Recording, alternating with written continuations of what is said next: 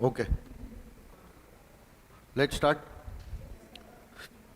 Next section is 50C. 50C we all know that 50C becomes applicable if the assessee is transferring immovable property. Hello? Madam.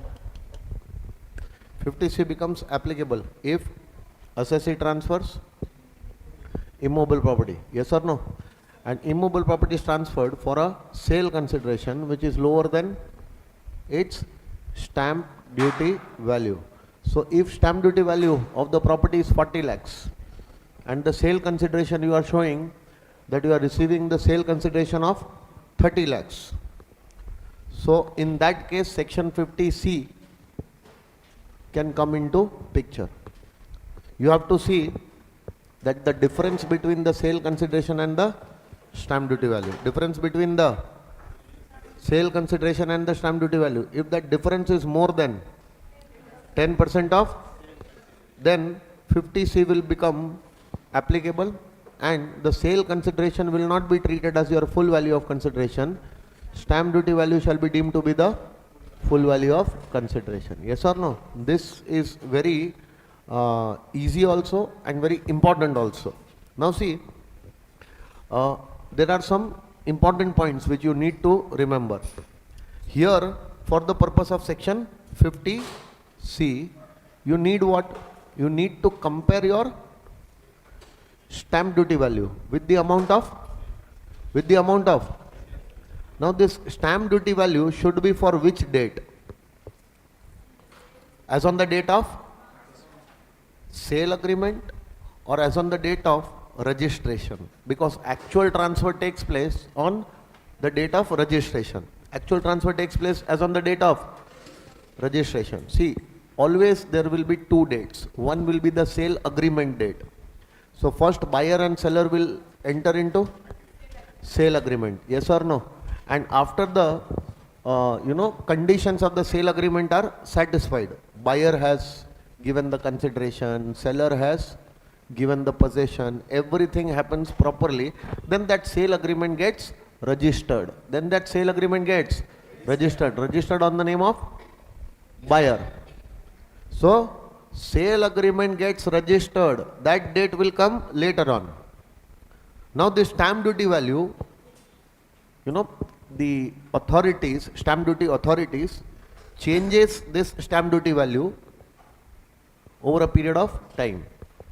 The stamp duty value is also updated. This is the value on which they will charge stamp duty. This is the value on which they will charge stamp duty. So they say that as on the date of sale agreement, for example, the date of sale agreement was 19th of July. 19th of July. So on 19th July 2024, it is a date of sale agreement. On this date, the stamp duty value was 40 lakhs. Stamp duty value was. Now when the sale agreement got registered, later on, that date was 25th of December 2024. Possible? On this date, the stamp duty value was 42 lakhs. Possible? Now, tell me, stamp duty value as on the date of sale agreement and as on the date of registration, both are same or both are different? Because both these dates are different. So, which stamp duty value you will take for section 50C? Usually, the stamp duty value as on the date of registration. You have to take this. But there is one exception. There is one. You can take the stamp duty value as on the date of agreement, sale agreement, only in one case. If as on the date of sale agreement, the consideration, the sale consideration or any part thereof is received on or before the date of sale agreement, the sale consideration or any part thereof is received by the seller, is received by way of by way of, then the stamp duty value as on the date of sale agreement will be considered for the purpose of section 50C. In every other case, you are supposed to take stamp duty value as on the date of registration. 50C says that if you are an assessee, you have transferred immovable property and the sale consideration is less than stamp duty value and the difference between these amounts is more than 10% of sale consideration, 50C will apply. Full value of consideration will not be sale consideration, it will be stamp duty value. It will be deemed to be your full value of consideration. So, for executing the provisions of this section, you need to compare so which stamp duty value? As on the date of registration, as on the date of sale agreement. Normally, the stamp duty value as on the date of registration is taken. But one exception is there. That if as on the date of sale agreement, if as on the date of sale agreement or before that, the seller has received, assessee has received the entire sale consideration or any part from that sale consideration by way of, then the stamp duty value as on the date of sale agreement will be considered for section 50C. Then that stamp duty value can also be taken. Will you remember? Hello sir. Now, I will tell you 3 stories. 1, 2 and 3. 3 stories you are supposed to remember in 50C. Story number 1. Assessee. Do you accept the stamp duty value? Do you have any problem with the stamp duty value?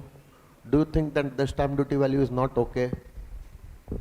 What is your sale consideration, assessee? Assessee, what is your sale consideration? Sale consideration is 30 lakhs, right? No? And what is the stamp duty value? It is 40 lakhs. Assessee, do you have any problem with the stamp duty value?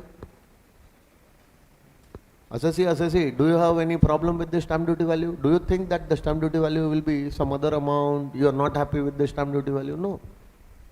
You accept that the stamp duty value of your property is 40 lakhs. Stamp duty value of your property is, you accept, no? And now the stamp duty value is more than sale consideration and the difference is more than 10%. 50C will be applicable and the stamp duty value which you have accepted will be treated as your full value of consideration because you did not have any problem with the stamp duty value. Hello sir. Story number 1. Stamp duty value accepted. Stamp duty value accepted and that accepted stamp duty value is more than sale consideration and the difference is more than 10%, then that accepted stamp duty value will be treated as full value of consideration. Yes or no? But wait. What was your sale consideration, assessee? What was your sale consideration, assessee? 30 lakhs. What is the stamp duty value? You accept the stamp duty value? Assessee says no. I don't accept this stamp duty value. Bloody, I am not ready to pay the stamp duty also on the stamp duty value. I am challenging the stamp duty value in the court. Possible or not? Stamp duty authority is saying that you will have to pay stamp duty on 40 lakhs. How can you say that the stamp duty value of my property is 40 lakhs? Stamp duty value of my property is not 40 lakhs. I don't agree. And I have also challenged the stamp duty value in the court. I am not ready to pay the stamp duty to the state government on this 40 lakhs. Hence, I have challenged the stamp duty value in the court. If I am not ready to pay stamp duty on this value, will I be ready to pay income tax on this value? So this value which I have already challenged, which I don't accept, cannot be taken for section 50C. Cannot be taken for section. Then which value will be taken? The stamp duty value which will be finally decided by the court will be taken as full value of consideration. If that stamp duty value which is decided by the court is more than sale consideration and the difference between both of them is more than 10%. For example, the stamp duty value which my assessing officer was taking was 40 lakhs. I told him, Macha, wait, why are you taking 40 lakhs? He said, your property stamp duty value is 40 lakhs, no? I will tell him, come here. On this stamp duty value, I am not ready to pay the stamp duty also. See, I have challenged the stamp duty value in the court. Now the court is finally deciding the stamp duty value. You cannot take this 40 lakhs for the purpose of 50C. Let the court decide. Now for example, the stamp duty value decided by court. Can I say court stamp duty value? Hello? So the court's stamp duty value was 31 lakhs. Possible, not possible? Court's stamp duty value can be 35 lakhs also. Court's stamp duty value can be 40 lakhs also.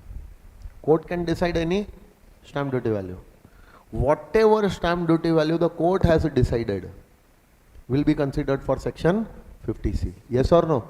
Now for example, the court has decided, is it more than sale consideration? This is not to be taken. Why? Because this is challenged. This is challenged. So this cannot be taken because this is not accepted by the assessee and it is challenged in the court. So now what the court is saying, how much should be the stamp duty value? Take this amount for 50C. Is it more than sale consideration? What is the difference? Is it more than 10% of 30 lakhs? So this will be ignored. Your sale consideration will be treated as full value of consideration. Can the court decide 35 lakhs? Yes or no? So this 35 lakhs will be compared with sale consideration. Is it more than sale consideration? Difference is it more than 10%? 10% of sale consideration. Yes or no?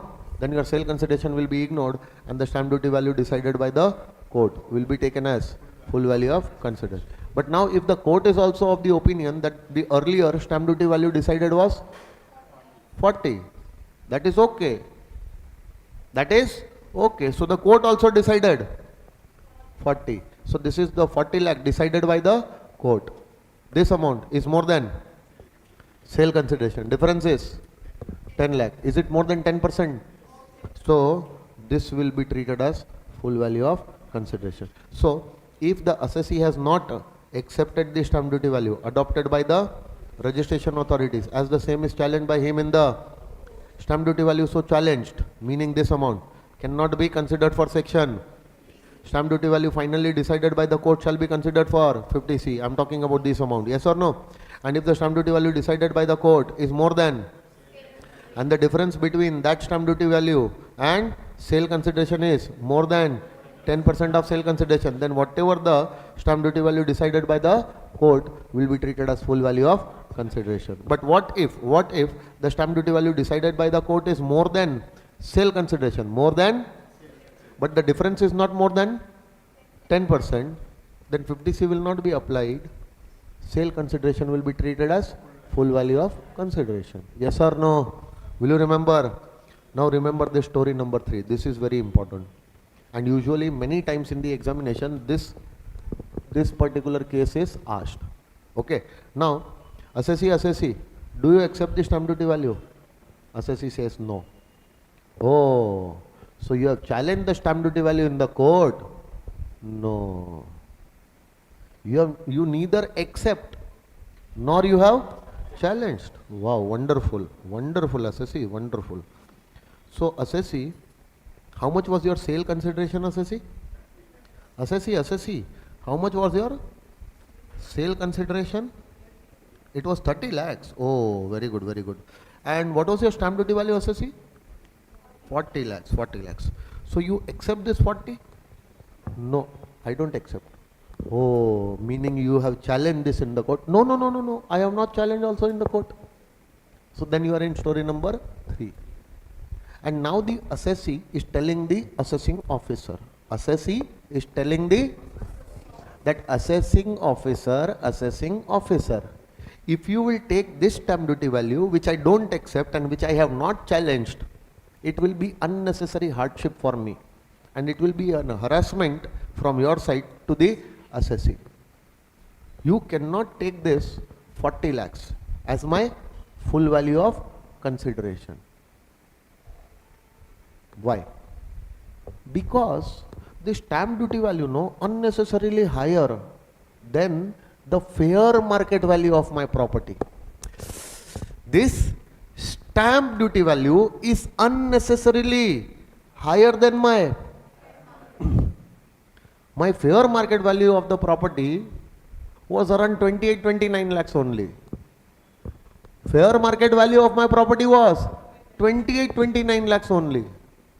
But see, the registration authorities, they are mad people. They have taken 40 lakh as the stamp duty value. How the hell I am going to get a sale consideration more than stamp duty value if the stamp duty value is more than my fair market value? The buyers in the market are not going to pay me based on stamp duty value. They are going to pay me based on the fair market value. And since the fair market value itself is less, and as a result of that I am getting a lower sale consideration as compared to stamp duty value. Since the fair market value is less than the stamp duty value, I don't get paid by the buyers based on stamp duty value. I get paid based on fair market value, which is lower than the stamp duty. Since the fair market value itself is lower, how do you expect me to earn a sale consideration higher than the stamp duty value? Getting my point? So if you are taking the stamp duty value, then it will be unnecessary harassment to me. Don't, do that. I am making an application to you that the stamp duty value is more than, and that is the reason why it is more than my sale consideration also. And that is the reason why it is more than my sale consideration. Since the fair market value was less, that is the reason why I have got less sale consideration. If you don't trust me, no problem, get the property valued. Ask your valuation officers to value my property. You will come to know that whether I am fooling you or I am telling you the truth. And actually if this happens, then the assessee should be unnecessarily put in trouble. Yes or no? So the assessing officer said yes. The thing which the assessee is speaking is logical. He should not be paying tax on more amount if the market value itself of the property is less, and as a result of that he is getting less sale consideration. So let's get the property valued. Let's get the property. So what the AO will do? AO will refer the valuation of that property to department's valuation officer. He will tell that VO, please determine the value of the property. It is not the duty of the assessing officer to value. There are separate experts in the income tax department to value the assets.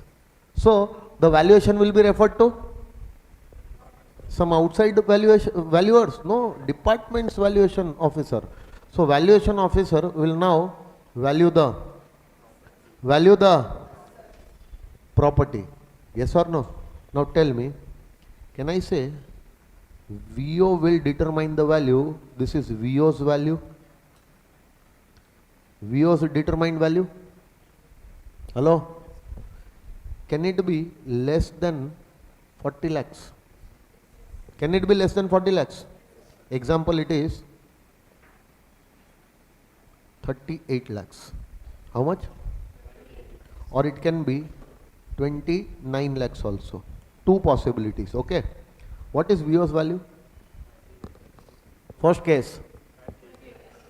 Is it more than stamp duty value or less than stamp duty value? Meaning the assessee was not lying. Actually his property's value in the market is less than the stamp duty value. Why? Because our valuation officer's value is also less than. Stamp duty value cannot be taken. Stamp duty value cannot be. Now which value will be taken? VO's value. Now see, is the VO's value more than your sale consideration? VO's value will be taken as full value of consideration. No need to see that whether the difference is more than 10% or not. If VO's value was 31 lakhs, it was, still it is more than your sale consideration. VO's value will be taken as full value of consideration. Yes or no? But what if the VO's value was? What if the VO's value was? How much you are earning? Pay tax on 30. VO's value will not be accepted every time. VO's value will be accepted only if it is more than your sale consideration. But if your sale consideration is higher than our VO's value, then you are telling the truth. We are ready to accept your sale consideration. Getting my point? But in both the cases, stamp duty value will not be accepted. Why? Because VO's values are actually lower than stamp duty value, meaning you are telling us the truth. Getting my point? But what if the VO determines the value and VO's value also happens to be 40 lakhs or more than that? VO's value is higher than or equal to stamp duty value, meaning that the assessee is trying to fool us. See, our valuation officer also valued the property. He also got the amount equal to stamp duty value or even more than stamp duty value. That means assessee is trying to fool us. In no case his sale consideration will now be taken. What we were taking? Stamp duty value as his full value of consideration, and we were correct in doing that. We will take the stamp duty value. Sir, but what if the VO's value is more than stamp duty value? 50C does not allow you to take any value more than stamp duty value. Even if VO's value is more than stamp duty value, it will be ignored and stamp duty value will only be taken as your full value of consideration. Will you remember this? Yes or no? Now see, if the assessee is accepting or not accepting, neither accepting nor he has challenged the stamp duty value in the court, then assessee makes an application to the AO that the stamp duty value is more than fair market value. On receipt of such application, AO will refer the valuation to the VO. Now VO will determine the value. Now what if the VO's value is actually less than stamp duty value? Then stamp duty value cannot be taken. Then VO's value will be taken, provided VO's value is also more than sale consideration. But what if VO's value is less than? What if VO's value is less than? Then VO's value will not be taken. Your sale consideration was correct. Getting my point? What if VO's value is greater than or equal to stamp duty value? In that case, the stamp duty sale consideration cannot be taken. The stamp duty value which we were taking is correct. That will be treated as your full value of consideration. VO's value, even if higher than the stamp duty value, cannot be taken as, because section 50C allows only stamp duty value to be taken as full value of consideration and not any higher amount other than stamp duty value. Yes or no? Will you remember these three stories? Everyone? Done. Now pay attention. If sale consideration is greater than? Yes or no? Then 50C will be applicable or will not be applicable? 50C applies only if stamp duty value is more than and the difference is more than. What if sale consideration is higher? 50C is not applicable. Sale consideration will be full value of consideration. Sir, what if stamp duty value is higher than sale consideration? 50C will be applicable? No. We'll have to check that the difference should be more than, but the difference is less than or equal to, still 50C will not be applicable. Sale consideration will be treated as full value of consideration. In these two cases, will you apply 50C? No. You will take actual sale consideration as full value of consideration. Yes or no? Now, can you hold the immobile property as your capital asset? Immobile property held by the assessee as, and if the stamp duty value is higher than sale consideration and the difference is more than, then 50C will be applicable. And for the purpose of calculating the capital gain, the stamp duty value is taken as full value of consideration to compute the capital gain. Can the same thing happen if the immobile property was held as? Can the same thing can be done? Yes, but not under 50C. 50C applies only in the case of, what if the capital asset is held by assessee as and the stamp duty value is more than sale consideration and the difference is also more than 10%. In that case, 50C cannot be applied. 50C and the stamp duty value as per 50C cannot be taken as full value of consideration. But don't worry, to take care of this situation, one section is there, 43CA under the PGBP head, which I have not taught you. Why? Because I wanted to teach you right now. 43CA says that if the assessee is selling the immobile property as is, stock in trade, as is, so he will earn which income? Capital gain income or PGBP income? Now the sale consideration which he will be earning will not be his capital gain income, it will be his. Even that sale consideration can be less than stamp duty value. Can it be less than? Can it be less than stamp duty value? And what if the difference between that sale consideration and stamp duty value is more than? Can the same thing happen under PGBP head also? The answer is yes. Entire section 50C, copy and paste for PGBP also. Whatever you have, understood, story number 1, story number 2, story number 3, date of registration, date of sale agreement, both are different, which stamp duty value has to be taken, everything which we have studied in section 50C will be equally applicable in case of those properties which are sold as what? Stock in trade. In case of those properties which are sold as stock in trade and the income is to be taxed under the head PGBP. So there also in the PGBP head, your PGBP income cannot be taken as sale consideration. The stamp duty value will be treated as your PGBP income. Just like the way it is there for capital asset, it is there for stock in trade also. Getting my point? But the section number will change. As per 43CA, now that stamp duty value will be treated as your PGBP income and not the actual sale consideration. Getting my point? 50C will not apply, but all the provisions of 50C are copied and pasted. Where? 43CA. Same to same thing you are supposed to do there also. Will you remember this? So this was your 50C. Now let's come to next section. 50CA says that if the assessee has transferred shares other than quoted shares means what?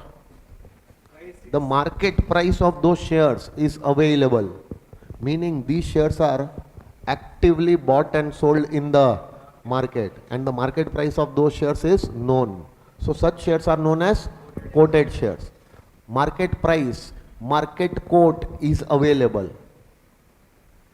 So in order to verify that for how much these shares are sold, it can be easily verified. How? You have sold the shares for 50 rupees. You have sold the shares for 50 rupees per share. Yes or no? And market quote, market price of the share is also available. You cannot lie to the income tax department that you have sold it for 20 rupees. You will be immediately caught. Why?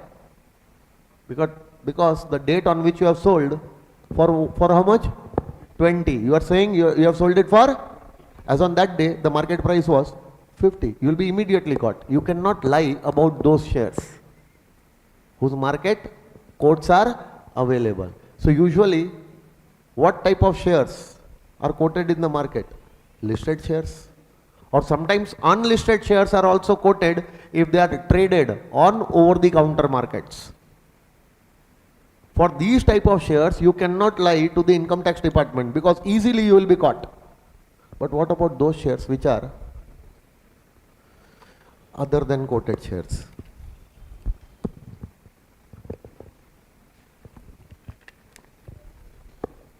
Are these shares actively traded in the market? Active buying and selling happening?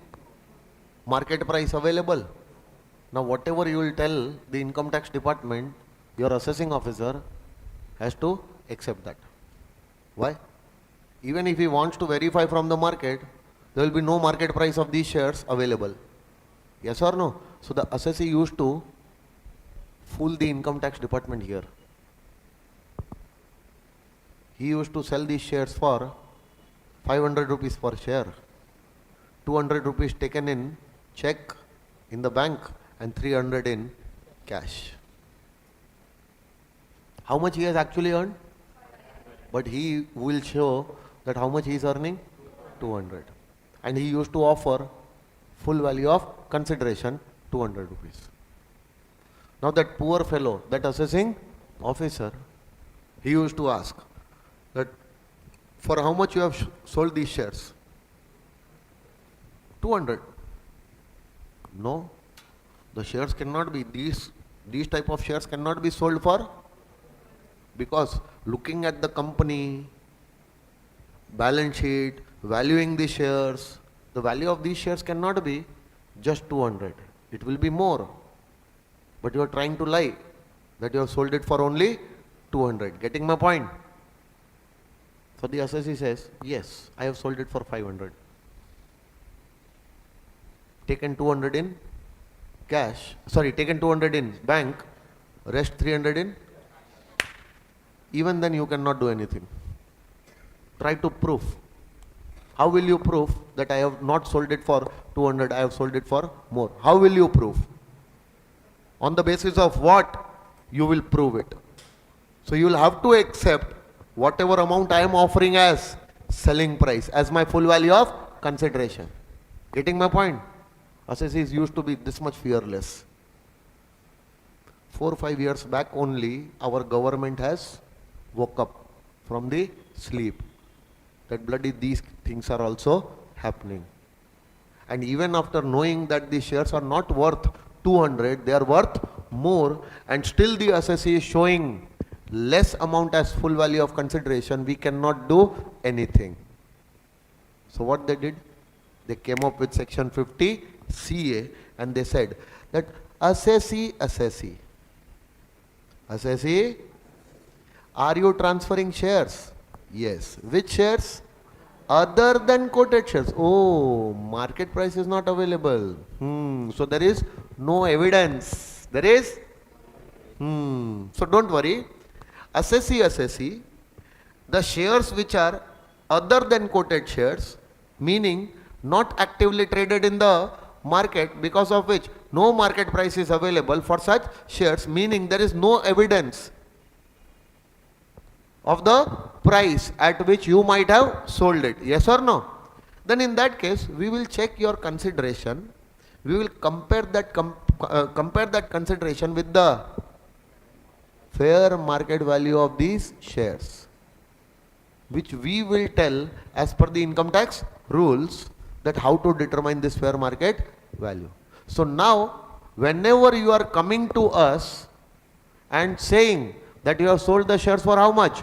200, we will say wait.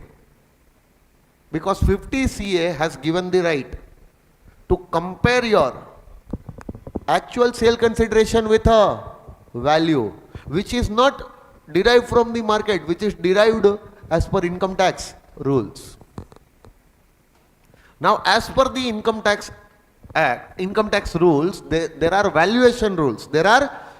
We will apply those valuation rules and will determine the fair market value of these shares.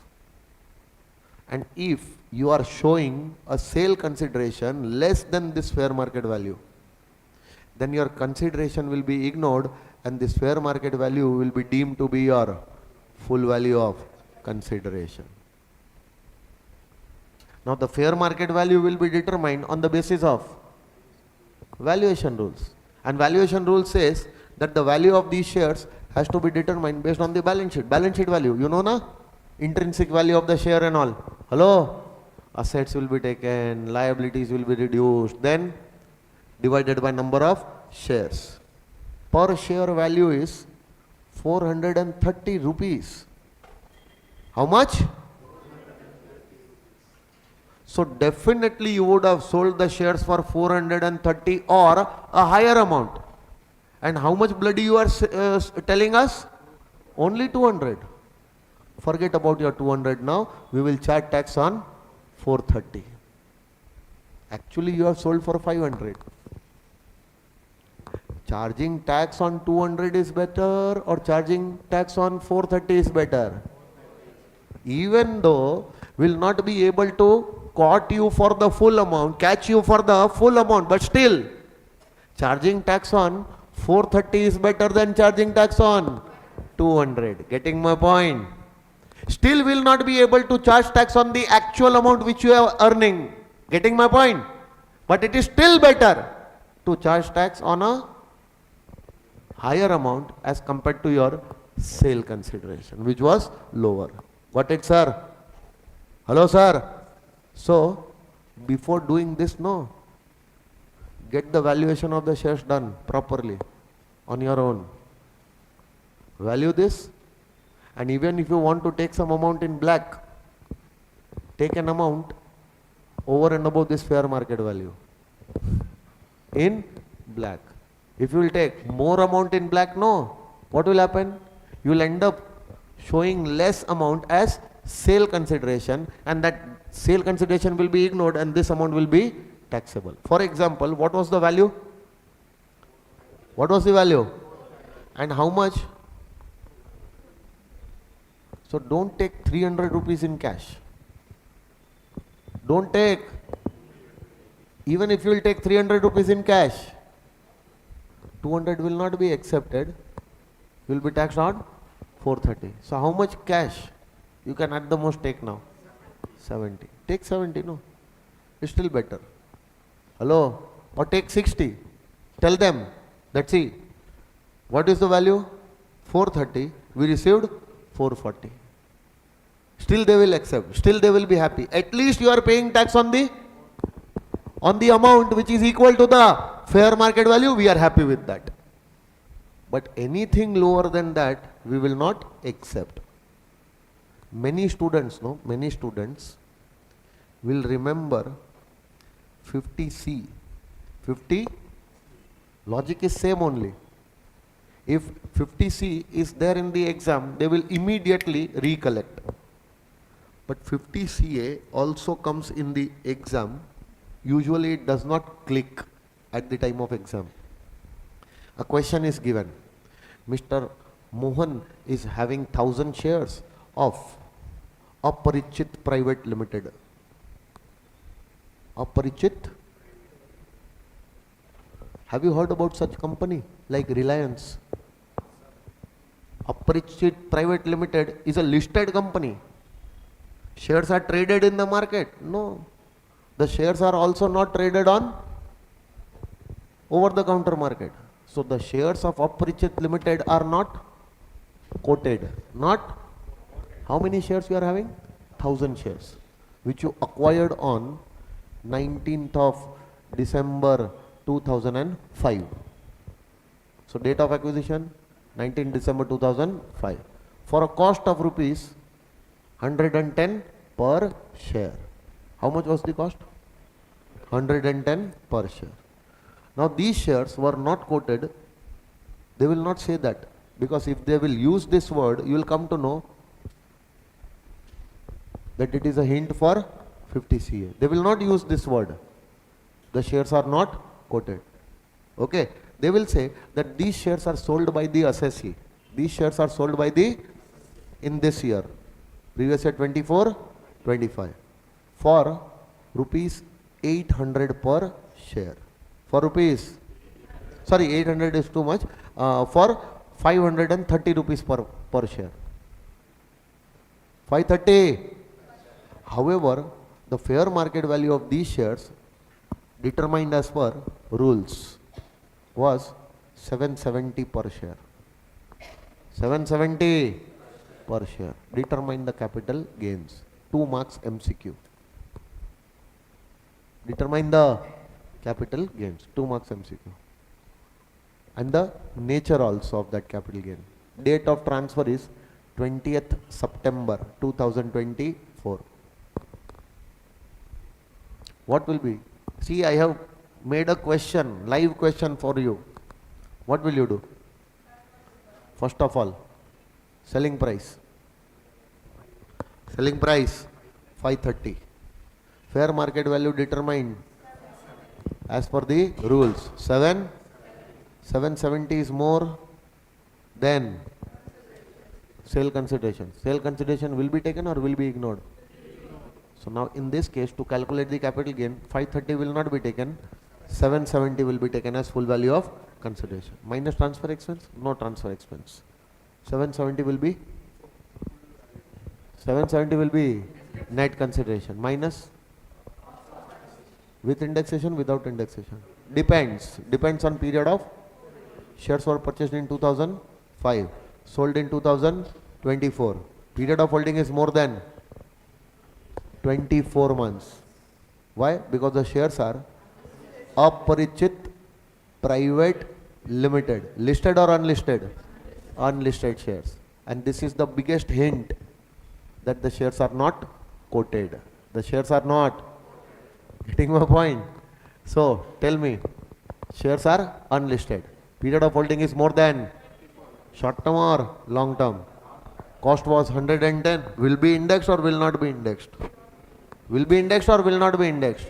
Will not be indexed, because the date of transfer I told you 20th September 2024, which is after 23rd July. So what was the cost? 110. What was the cost? With indexation or without indexation? Without indexation. What is the net consideration? 770 minus 110 will give you 660 per share, multiplied by how many such shares you sold?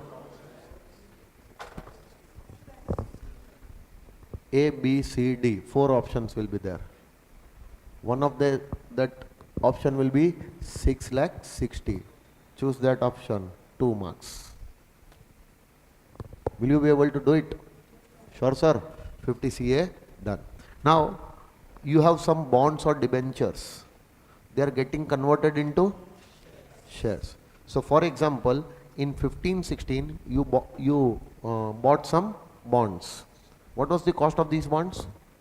1 lakh. And these bonds, on maturity, they are converted into. So maturity happened on 1st of October 2022. So bonds you acquired in 15-16, these bonds got converted into shares. On their maturity, they got converted into shares in 22. Now what are you having? You are having bonds or you are having shares? Now these shares are sold.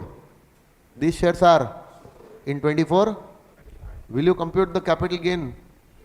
Will you compute the capital gain on sale of shares? So to calculate that capital gain, what is the selling price? That will be full value of consideration. Is there any transfer expense? No. Net consideration is 260 minus what will be the cost of acquisition of these shares? Wait, the shares which are transferred are not the shares which you bought. Are not the shares you bought. These are the shares which you received on conversion of bonds. Conversion of bonds or debentures. So these shares, originally you did not purchase this asset. Yes or no? These assets became your property on conversion of bonds or debentures into these type of shares. Getting my point? So tell me, what will be the cost of these shares when these shares will be sold later on? Because the date on which the shares are allotted on conversion, the value of these shares was 160. If you will take this value, as your cost. So out of 260, you will reduce and only 1 lakh rupees of gain will be taxable. Only 1 lakh rupees of gain will be taxable. But these shares you have received. These shares you have received on conversion of bonds which you bought for. Now wait. These 1 lakh worth of bond got converted into, and at the time how much was the value of those shares? So can I say on conversion there is a 60,000 rupees of gain? Because 1 lakh worth of bonds will go and the shares of 1,60,000 will come to you. So how much is the gain happening on conversion? Now tell me, that gain is happening on conversion. Is that gain realized? Is that gain realized? Should not be taxable at the time of conversion. At the time of that gain should not be taxed, which is not realized. Getting my point? What I am trying to tell you? Hello. So tell me one thing. There is one section, section 47. There is one section which says that conversion of bonds or debentures into shares will be treated as exempt transfer. This conversion is treated as bonds are going, shares are coming. One asset is given, another asset is coming. Extinguishment of right happening. It is a transfer. Hello? One asset will go. Will you give your bonds or debentures? Yes. Relinquishment. After that, those bonds or debentures will be cancelled. Extinguishment of right. And on that extinguishment of right, are you getting something? Yes, you are getting shares. Exchange. One asset is going, another asset is coming. Exchange or extinguishment or relinquishment, whatever you want to say, it is a transfer. It is a transfer of bonds, and in return what are you getting? Shares. Bonds worth 1 lakh going, and in return shares worth 1,60,000 coming. So definitely there is a gain of, but this gain is not realized right now on conversion. It will be realized when the shares are sold. Is it getting realized on conversion? No. So it should not be taxable on conversion. Hence, what did I say? Hence, under section 47, under section, this conversion of bonds into shares is treated as an exempt transfer. Is treated as an. So when the conversion took place? When the conversion took place? In the previous year 22-23. The gain arising is, will not be taxable in that year. In that year, the transfer will be treated as exempt transfer. This gain will not be taxable. Hello, sir. This gain will not be. In that year, I am not saying that this gain will not be taxable at all. This gain will not be taxable in that year in which the conversion is taking place. Hence, the conversion is treated as exempt transfer in that year. So that this gain does not get taxed in that year because it is not getting realized in that year. Now, when this gain will realize? Only this gain will realize, or this gain will also realize. The gain for the period of holding of bonds as well as the gain for the period of holding of shares. This entire gain will realize, will come in your hands when you will sell the shares for 2,60,000. So don't you think that this entire gain should be taxable at that time? Hello? So what is the selling price? What is the transfer expense? Nil. What is the net consideration? What will be the cost? If you will take this, no, only this gain will be taxed. So don't take this amount as cost, take this amount as the cost of acquisition. The cost of the bonds or debentures which got converted into shares will be deemed to be the cost of these shares. Will be deemed to be the cost of these. So whenever you will sell the shares, no, what will be the cost of these shares? The cost of bonds or debenture on whose conversion you are getting these shares. Getting my point? So what cost you will reduce? So 2,60,000 minus 2,60,000 minus gain will be, this gain for the period for which you are holding the asset as shares is also taxed, and this gain for the period during which you were holding the asset as bonds or debenture is also taxed. Entire 1,60,000 will be taxable. Getting my point? Hello?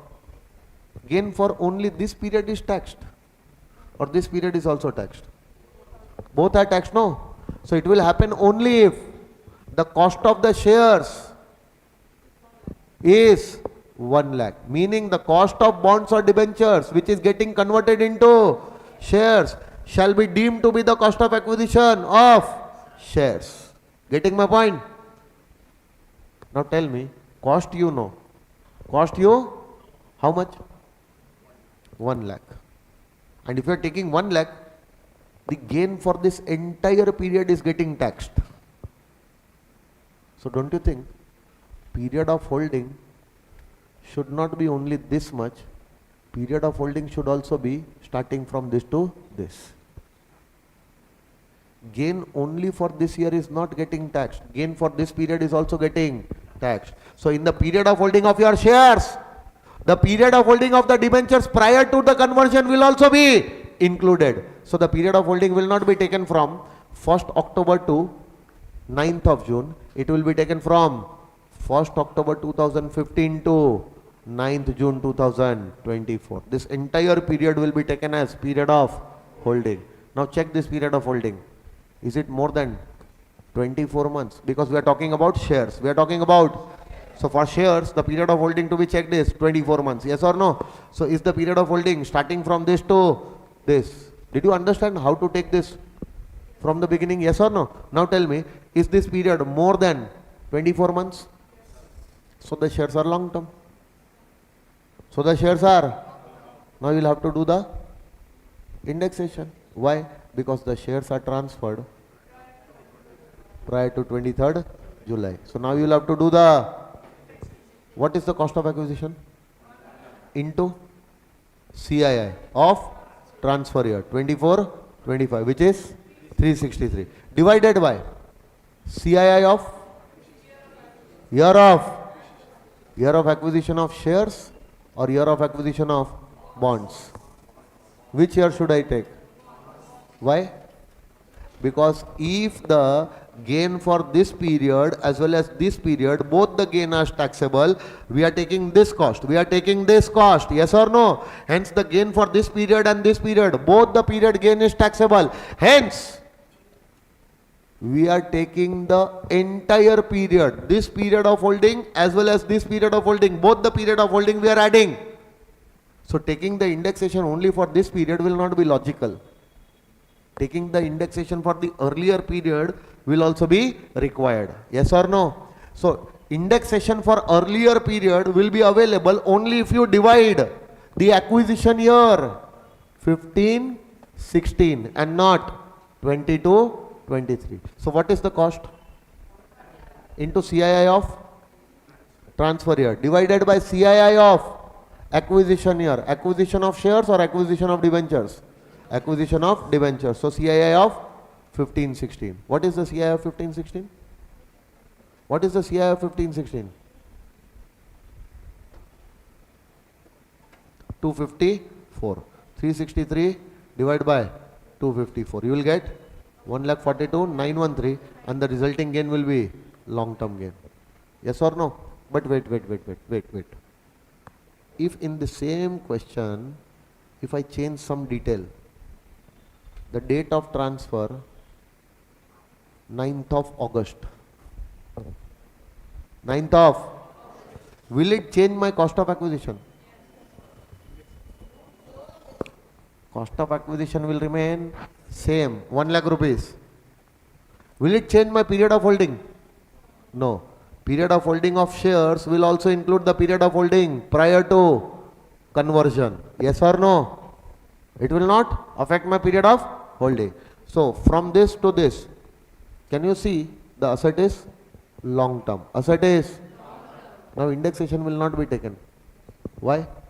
Because the date of transfer is 9th August after 23rd July. Only 1 lakh cost will be reduced and the resulting capital gain will be long term capital gain. With indexation or without indexation? Taxable at 12.5%. In earlier case, we calculated with indexation because the transfer took place prior to 23rd July. Taxable at 20%. Yes or no? Will you remember? So now pay attention. See, in the year 22-23, when the conversion will take place, in that previous year, capital gain of 60,000 will not be taxable since conversion of bonds or debentures into shares is treated as now on transfer of these shares which you have received on conversion during the previous year 24, capital gain will be charged, which will be computed in the following manner. See, what will be the full value of consideration? 260. Transfer expense nil. Net consideration 260. What will be the cost of acquisition of the shares which you have received on conversion? Nothing but 49.2a says that the cost of acquisition of bonds or debentures which are converted into shares shall be deemed to be the cost of acquisition of shares. How much? 1 lakh. Yes or no? And I have written here the logic for taking this 1 lakh as cost, which I have just explained. Okay, no, why we are taking 1 lakh as cost. Simple. If you don't remember this logic, no, tell me one thing. What are you transferring? So you are calculating the capital gain of shares. Hello? What will be the cost of these shares? Logic was that this gain is exempted. This gain should also be taxable with 1 lakh. Hence we are taking 1 lakh as a cost. Logic is this. But if you don't remember this logic, apply magic. What magic? Shares are coming. Shares are. And in return, are you giving anything? To get the shares, you had to give. To get the shares, you had to give. What was the cost of the bonds? So what should be the cost of shares? 1 lakh worth of bonds were given to get the shares. So what should be the cost of these shares? 1 lakh. Common sense. If you don't remember the logic, remember this magic. And 1 lakh is cost for today or in 15-16? 1 lakh is the cost for today or 15-16? So start the period of holding from 15-16. Take the indexation from 15-16. Magic. Hello? Will you remember this entire part? Sure? Now pay attention. 1 lakh we have taken as cost. Okay? Okay. Period of holding, I have already explained. This entire calculation already explained. Done. This entire thing is done. Now see, the same logic which you applied for conversion of bonds into shares. The same logic, everything same, will be applied on conversion of preference shares into equity. So now instead of bonds or debentures, what I will write? Preference shares. What I am receiving in return? Equity shares. I will write equity shares. So what I am transferring now? Equity shares. So on transfer of equity shares, capital gain will arise. Same thing, 260 minus 1 lakh will be the cost. Cost of equity shares. What will be the cost of equity shares? The cost of preference shares which got converted into equity shares will be deemed to be the cost of equity shares. Yes or no? Hello sir. Period of holding. Starting from the date of acquisition of preference shares, ending on the date of transfer of equity shares. This will be the period of holding. And indexation, if any, will be available from this year to this year. Everything remaining same. Not a single change. But see, this cost of acquisition of shares was as per 49.2a.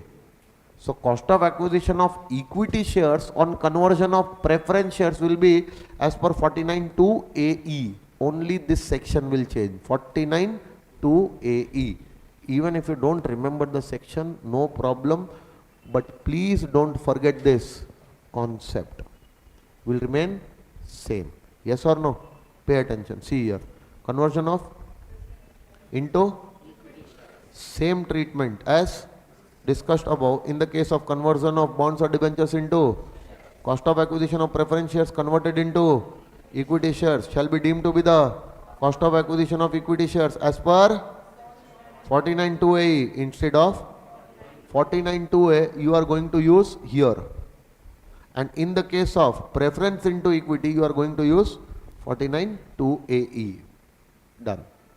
Okay. Now section 51. Section 51. See, sometimes you try to sell your capital asset. Okay. Let's take one example. I am an assessee. Okay. I have one capital asset.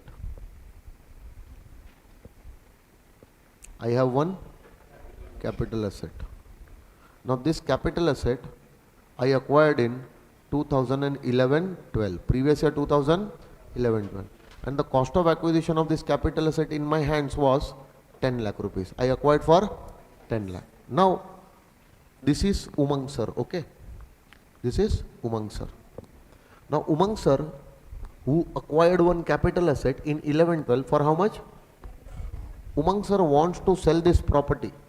Umang sir wants to sell this capital asset property to, for example, one of his friends. Okay, Ram. One of the known person or a friend, Mr. Ram. And the negotiations was done. Umang sir wants to sell at 50 lakhs and he also wants to buy at 50 lakhs. So a sale agreement will be made, and this happened on, this happened in 13-14, not 13-14, 12-13, let's say 12-13. So in the previous year, 12-13, in the previous year, I was selling this property to Ram. Ram was the prospective buyer. Sale agreement is entered. This is a sale agreement where the consideration fixed was 50 lakhs. But since it is a sale agreement, sale is happening, property is valuable, I would take some advance from him, no? That even I want to see that you are a serious buyer. So if I am willing to sell you, you are willing to buy for 50 lakhs, give me something out of 50 lakhs right now. And then we will enter into the sale agreement, and in the sale agreement I will write that out of 50 lakhs you have given me this much amount in advance. Yes or no? So in the sale agreement we wrote that 5 lakh will be received in advance and the balance amount will be received in two installments of rupees 22.5 lakhs each. 22.5 lakhs each. And first installment has to be paid within 30 days and second installment has to be paid in next 30 days, and then the property will be, possession will be handed over and the property will be registered on your name. Okay, no? So this was whatever agreed between me and Mr. Ram. Yes or no? And whatever we agreed, we wrote in the sale agreement. What is the sale consideration? 50 lakhs. Out of that sale consideration of 50 lakhs, I received 5 lakh rupees as advance. Now, if Mr. Ram actually pays 22.5 lakhs within 30 days and balance 22 lakh 50,000 in next 30 days, the sale will be complete and the asset will be transferred. And the capital gain will be calculated in my hands. What will be my full value of consideration? 50 lakhs, meaning this 5 lakhs which I have received in advance is also a part of my consideration, and the balance 45 lakhs is also a part of my consideration. That entire amount will be taxable in my hands at the time when the actual transfer will take place. Yes or no? And the actual transfer is not going to take place right now. It is going to take place in future when he will pay me the balance 45 lakhs. Yes or no? Till that time the transfer has not taken place and I have received the consideration in advance. Token money, advance money. Yes or no? Wait. Whenever the actual transfer will happen, this 5 lakh will be taxable as part of my sale consideration. So my sale consideration will be 50. In that 50, this 5 lakh will be taxable at that time. Hello? To calculate my capital gain. Meaning this 5 lakh will be taxable under the head capital gains. But only when the asset is actually transferred. And asset will be actually transferred only if he gives me the balance. 30 days got over. I called Mr. Ram. Ram? No answer. Did I get the first installment? Again 30 days went. I thought that he will give full amount together. Again I gave a call. Ram? No answer. Did he pay 45 lakhs? He did not pay. He missed the deadlines and he did not pay 45 lakhs. What should I do? Should I still transfer the property to him? 60 days are over, no? So after 60 days I am supposed to transfer. But the condition is, pay me the balance amount, only then I will transfer, no? Did he pay me the balance amount? Will I transfer? I tried to call him again and again. He did not pick any of my calls. And it was written in the sale agreement that if you don't pay the balance amount, the sale agreement stands cancelled. The sale between you and me will be cancelled. Now I am not going to sell this asset to you. Now the sale agreement will be cancelled. So 60 days gone, sale agreement cancelled. Yes or no? Asset transferred or not transferred? Still with me? Hello? And 5 lakh also I have received in advance. Now after few days, Ram gave me a call. Sir, sorry I could not pick up your call. I was out of town. Okay, yes. So, sir, actually I was supposed to give you that 22.5 in 30 days which I could not give. Yes, I know. Sir, I don't want to purchase the property, hence I did not give. I know. Sir, my wife saying not to buy the property. Property is not auspicious. Okay. Agreement is already cancelled. Should I hang the phone? No, no, sir. Wait, sir. Sir. That 5 lakh which I gave you for buying the property, I will say forget it. Why?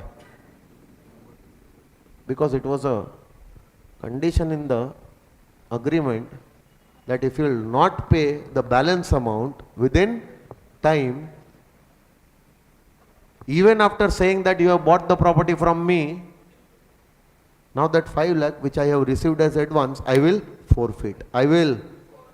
And I have to forfeit, because within that period, if someone comes to me, I will tell them that I have already sold the property.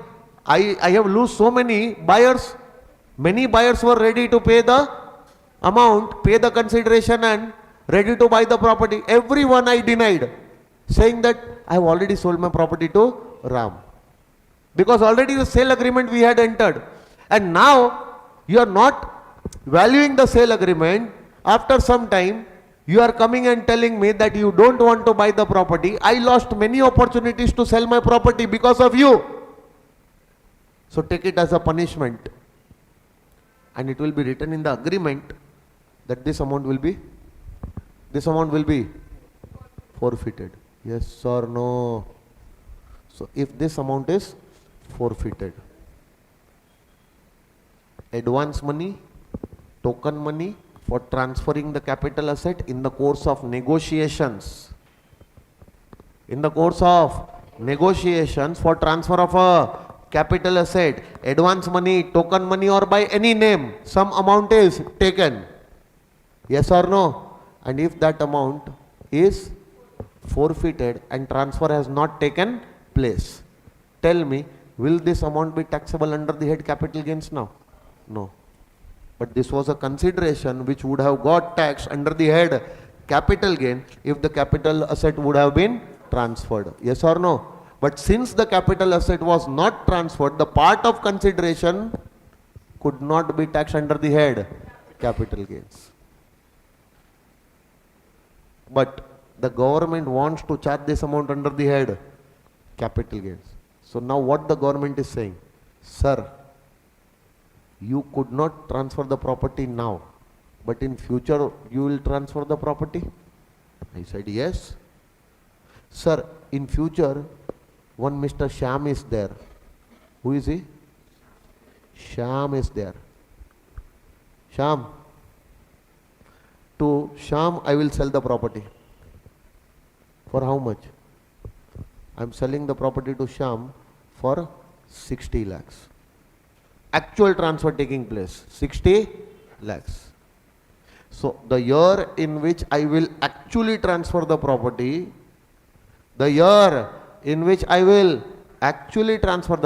at that time, will I calculate the capital gain? So capital gain will be calculated by taking the full value of consideration minus transfer expense, net consideration minus cost of, what was the cost of acquisition? What was the cost of acquisition? Out of that cost of acquisition, the advance money received and forfeited will be adjusted under section 51. So to that extent your cost will not be allowed, meaning to that extent your capital gain will increase. Accordingly, this amount will be taxed as your capital gain. Getting my point? So instead of deducting 10 lakh rupees of cost and having 50 lakh rupees of gain, now how much cost I will be allowed to reduce? Only 5 lakhs. So instead of having a capital gain of 50, I will have now capital gain of. Now that means this 5 lakh rupees advance money which I received and forfeited earlier, which could not be taxed in that year under the head capital gain because there was no transfer, will be actually taxed under the head capital gain at the time when there is a actual transfer. Yes or no? This is section 51. So what did I do? Advance money or token money received in the course of negotiations for transfer of capital asset, but the negotiations did not result into actual transfer, so that advance money got forfeited. So whatever advance money which I received and which I forfeited as per section 51, as per section, will be adjusted, will be out of my cost of acquisition, out of my cost of acquisition of that capital asset at the time when the capital asset will be actually transferred. At the time when the capital asset will be actually, at that time the cost will be reduced by that amount to the extent of which I have already recovered in advance and forfeited. To that extent the cost will be reduced. Yes or no? Will you remember? Sure. But this was a very big loophole. And this allowed the assessees to evade the taxes also. Hello? For example, madam, what is your name? Nandana. Nandana, I am supposed to earn 5 lakh rupees income from her. I might have given some services, I might have sold her some products, and for that I am supposed to receive 5 lakh rupees of income. So I am telling her, Nandana, don't pay me 5 lakh rupees as income. No, don't pay. Wait, I have one asset. I have one which I don't want to sell. And even you don't want to purchase. That I know that I don't want to sell. And that you know that you don't want to purchase. But others don't know, na? Let's make one agreement to sell this asset. Sale agreement. What? Sale agreement. And in that sale agreement, we will write that I am selling this asset for 50 lakhs and you will say you are buying this asset for 50 lakhs. Yes or no? And out of that 50 lakhs, sale consideration of this asset, you are paying me 5 lakh rupees as advance and not my income. So the amount of income which I wanted to take as income, I took, but not on the name of income. I took that as advance money for transferring my asset.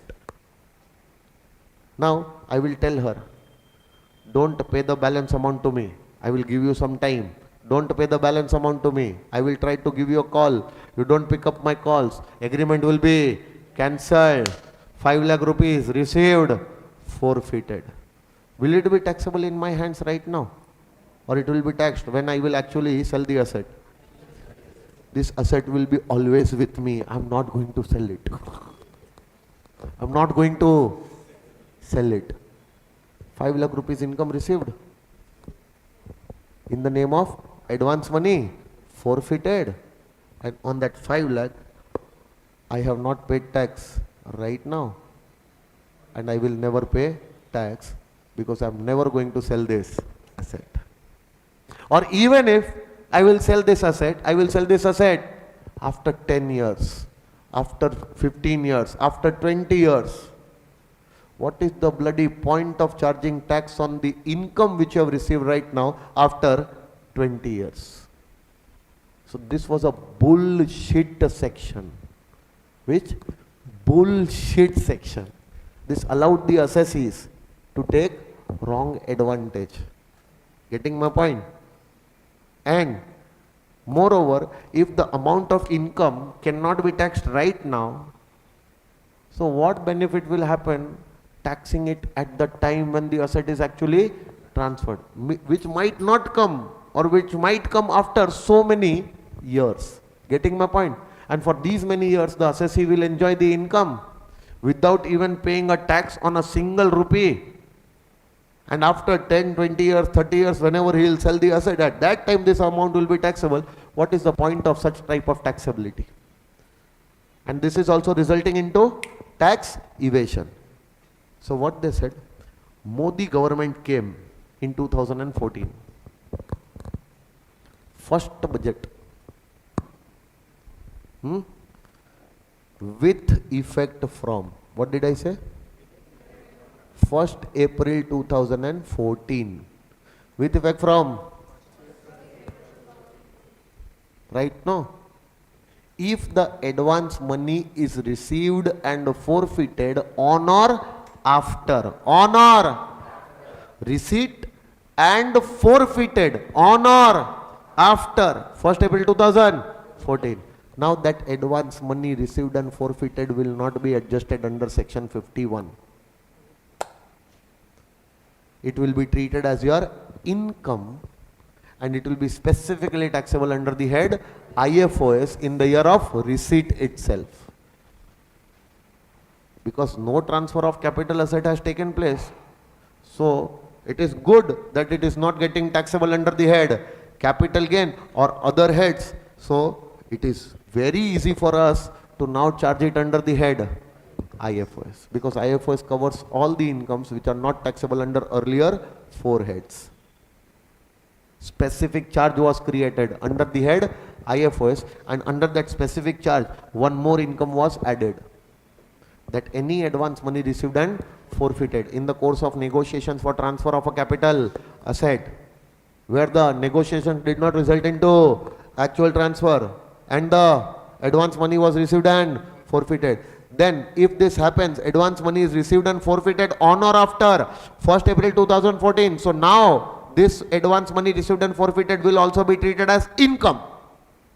Even if it is a capital receipt, it will be treated as income, and it will be specifically taxable under the head IFRS. Forget about section 51 now. Now such type of advances will not be adjusted under section 51. But don't you think any advance money received and forfeited prior to 1st April 2000 still adjustable under section 51?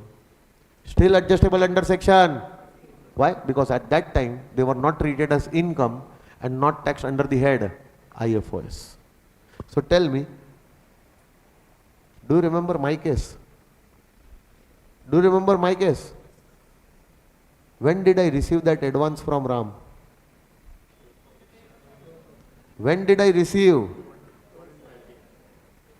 prior to 1st April 2014. Whenever I will sell the asset, whenever I will, at that time, this advance is still adjustable under section 51. This advance is still adjustable under section. So for example, in the previous year 24, 25, I am selling the asset to Shyam for how much? And on this asset, did I receive advance and forfeit? Yes. In the earlier years? Yes. Prior to 1st April 2014? Yes. How much? 5 lakh. That I adjusted from here. That I adjusted.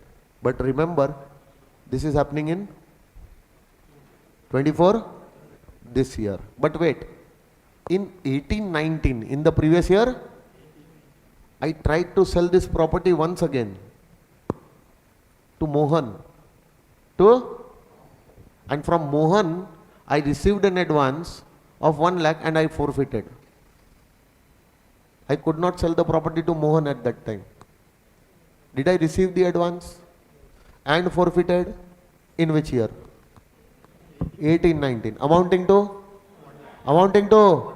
Don't you think at that time it was my taxable income under the head IFOS? On or after 1st April 2014, any advance money received and forfeited is already taxable under the head. So that advance is already taxed under the head. Should I adjust that advance from here? Why? That is not adjustable under section 51 because it is already suffered tax under IFOS head. In the year 18-19 itself, on receipt basis it was taxed. And if I will adjust that 1 lakh also from here, what will happen? That 1 lakh already got taxed there. 1 lakh capital gain will also increase here. 1 lakh will be taxed twice. Why I am taxing it here? Because it was not taxed earlier on. Earlier under the head IFOS. So this should be taxed as capital gain. But the amount which is already taxed as your IFOS should not be again taxed as your capital gain. Understanding? So please pay attention. I am giving you a summary. Advance money. Advance money which is received and forfeited prior to 1st April 2014 on or after 1st April 2014. Yes or no? So tell me, section 51, section 56, subsection 2, clause 9 under the head IFS.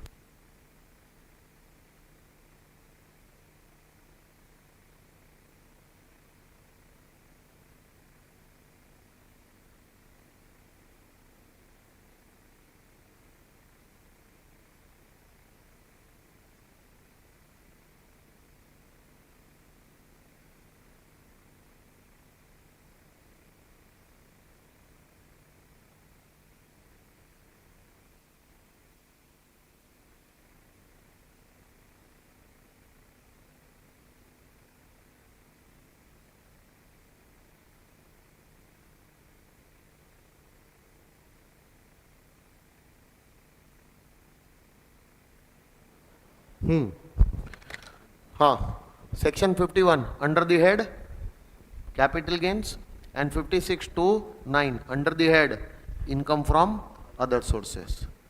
Copy, paste, same to same, right? Now tell me, any advance money received and forfeited prior to 1st April 2014 will be adjusted under the head capital gain as per section 51. Why? Because it was not taxed under the head IFOS.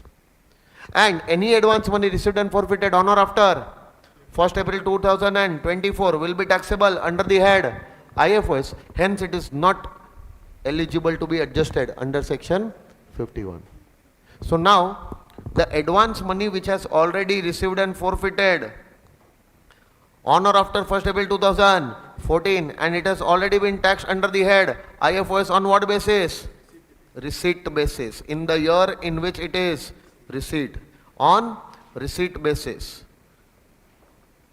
will later on will not be adjusted under section 51 while calculating what? Capital gain. So I give you my example. Tell me, did I receive 50,000 from Ram? 50,000 from Ram and 1 lakh rupees from Mohan. 1 lakh rupees from Mohan. I received 50,000 in 12-13 and 1 lakh rupees in 18-19. So this 1 lakh rupees which I received and forfeited from Mohan was already taxed under the head IFRS. No need to adjust under section 51. Yes or no? And the 50,000 which I received from Ram was not taxed under the head IFRS, so it has to be adjusted under section 51. Got it, sir? I have to adjust at the time when the asset will be actually transferred by me, by the assessee. Yes or no? And at that time the amount has to be adjusted from the cost of acquisition. Now my one question is there. If I have gifted this asset to my brother, if I have gifted this asset to and my brother will sell the asset, so in whose hands the capital gain will be calculated? My hands or brother's hands? So while calculating the capital gains on transfer of this asset in the hands of my brother, will this advance money received by me and forfeited by me, will it be adjusted out of at the time of calculating capital gain in his hands? The answer is no. Only the advance money received and forfeited by the assessee will be adjusted while calculating his capital gain on transfer of asset by him. Did I receive and forfeit? Yes. But am I transferring? No. If I would have transferred and the gain would have been calculated in my hands, only then the advance money received and forfeited would have been adjusted. But now, since I have gifted the asset to my brother, who will transfer the asset? Brother. In whose hands the capital gain will be calculated? At the time of calculating capital gain, in his hands. Whatever advance money received and forfeited by him will be adjusted, but whatever advance money received and forfeited by the previous owner will not be adjusted. Getting my point? This was one loophole of section 51. Second, one more thing I'll tell you. For example, in my example, can you see I have sold the property to Shyam? Can you see I have sold the property to Shyam? When did I sell? When did I sell? 24-25. When did I buy? 11-12 I acquired the property. And the property I am selling to Shyam in period of holding more than 24 months. Asset is long term or short term? And for example, I have transferred prior to 23rd July. So will I reduce cost or I will reduce index cost? Now question is, adjustment will happen before indexing the cost or after indexing the cost. This was also a matter of litigation. Before I adjust and then remaining cost I should adjust, then remaining cost I should index, or first I index the cost and then from index cost I reduce 5 lakh. This was also a matter of litigation. And there were different types of opinions. Section 51 was such a bad section.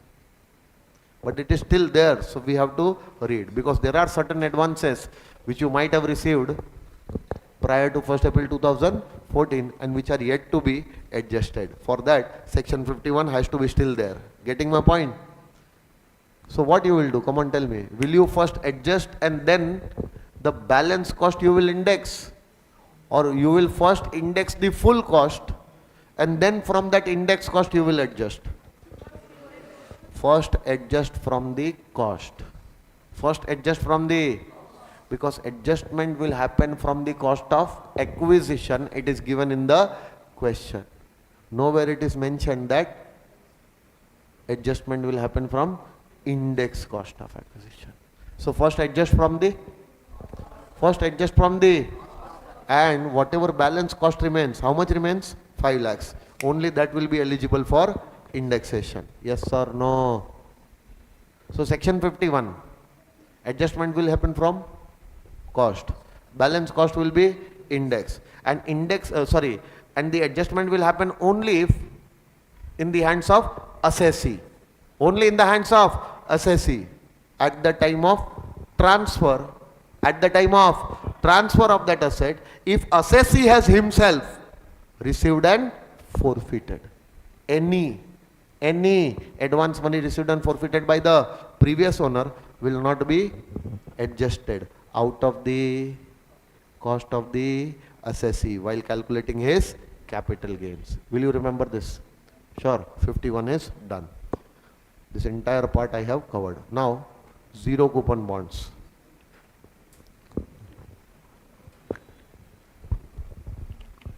Zero coupon bonds are bonds only, no? Hello? Do you remember discount you get on zero coupon bonds? Issue price will be very less, but it will be redeemed at face value, par value. Par value will be higher.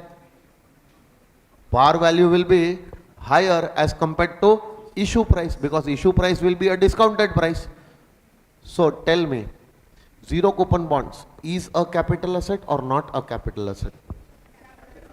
Zero coupon bonds is a capital asset, not a capital asset. It is a capital asset. Okay. Point number 1. Point number 2, whenever the zero coupon bonds are matured, maturity or redemption of zero coupon, there is a definition of transfer. 2 subsection 47. 2 subsection definition of number 1, sale, exchange, relinquishment. Number 2, extinguishment of right in a capital asset is also a transfer. Number 3, conversion of capital asset into stock in trade. Number 4, compulsory acquisition of a capital asset under any law. And if you see point number 5, which says that maturity or redemption of zero coupon bond is also a transfer. So, zero coupon bond, capital asset, not a capital asset. Redemption, transfer, not a transfer. Transfer, not a transfer. Capital gain will arise. Capital gain will, how to calculate? Full value of, so amount received on maturity. Amount received on your face value amount, which was 1000 rupees, example, 1000 rupees. Yes or no? That will be treated as your full value of, and minus transfer expense, no transfer expense, net consideration 1000 minus at what amount you acquired? Issue price, discounted price, yes or no? That will be your cost of acquisition. That will be your cost of acquisition. Now that cost of acquisition, for example, it was 700 rupees. It was 700. So 1000 rupees face value, which is the maturity price, will be full value of consideration.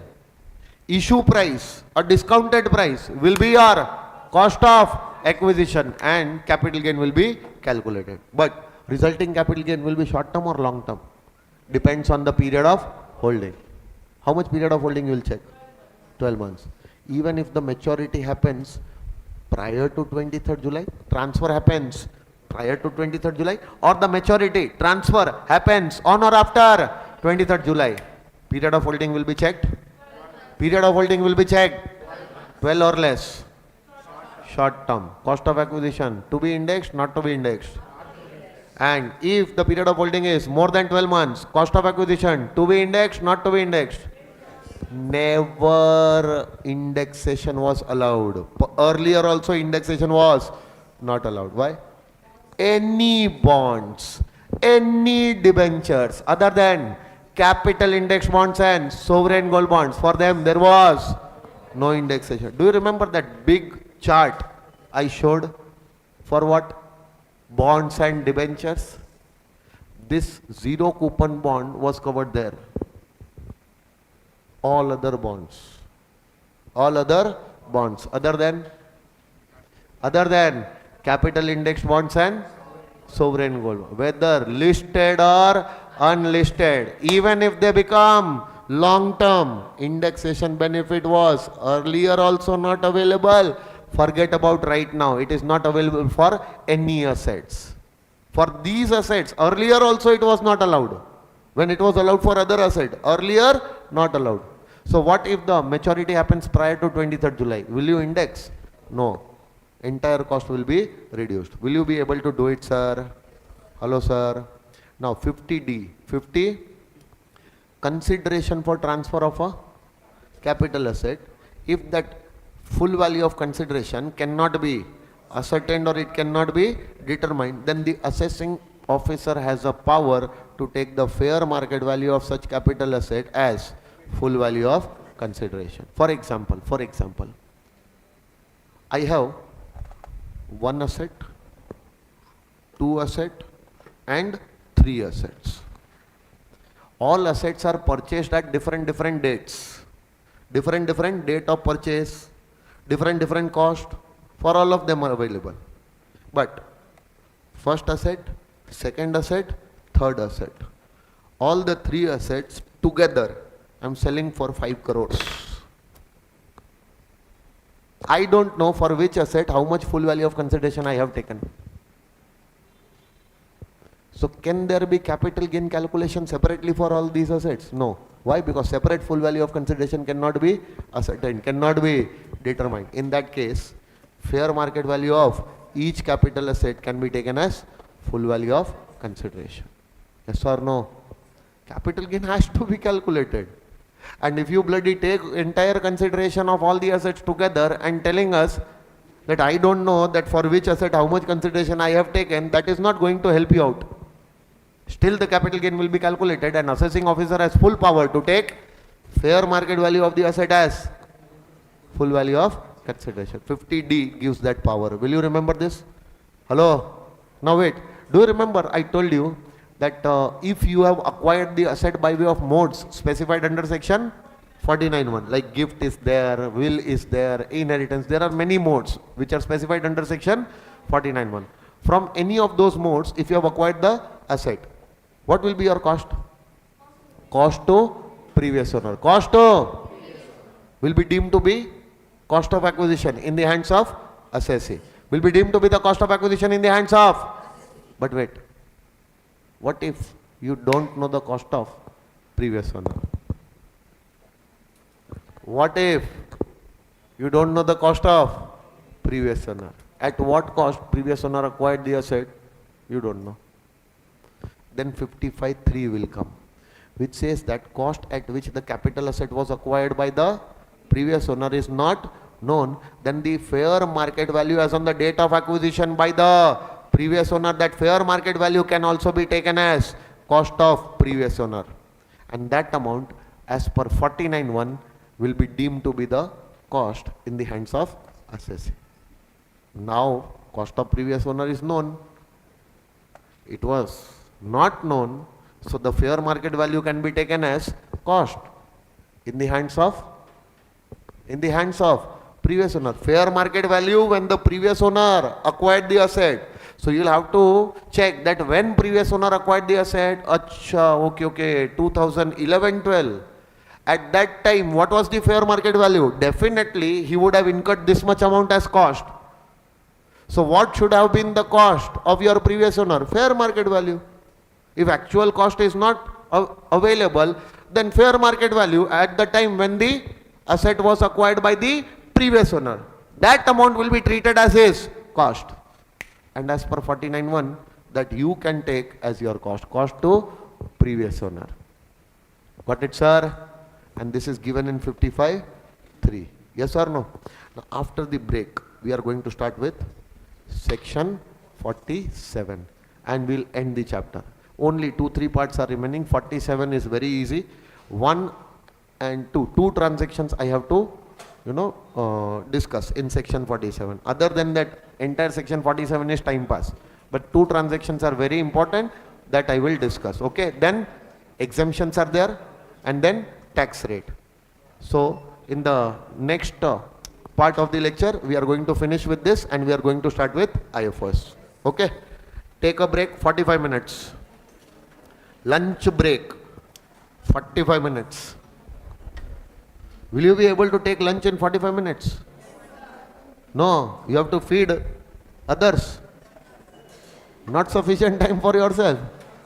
45 minutes, huh? 45 minutes.